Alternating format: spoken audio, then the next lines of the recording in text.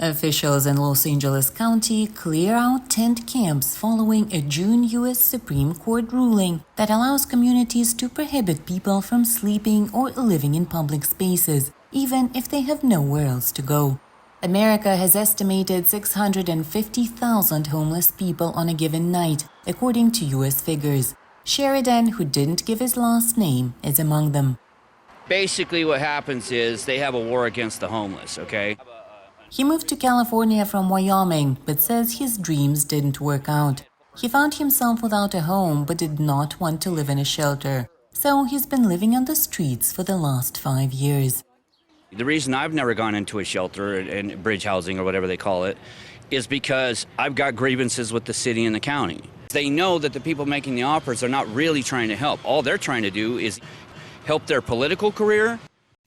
After the High Court ruling, California Governor Gavin Newsom signed an executive order allowing state and local officials to dismantle homeless encampments, saying his goal is to help people who can't help themselves. This is not about criminalization. What's criminal is neglecting people that are struggling and suffering and dying on our watch. That's criminal.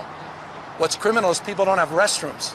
What's criminal is people literally are putting their lives at risk every single night. People are found dead, stabbed to death. In August, Newsom signed 2 bills to address the problem. One makes it easier to move people with no place to live into temporary housing for longer than 30 days. The other makes it easier to build additional affordable housing around the state. But some legal experts say the 2 measures are not enough. There aren't enough affordable housing units. There aren't enough shelter spaces. There isn't anywhere for people to go. According to a federally required count, more than 75,000 people are homeless on an average night in Los Angeles County alone. Dash, who also declined to give his last name, says the problem also affects people like him who live and work in the city. It's a really complicated issue. I've had my experience with dealing with the homeless. I've been assaulted before. I've had the police involved. While the recent Supreme Court ruling makes it easier for communities to remove homeless people from city streets and sidewalks, the complex issue is far from resolved.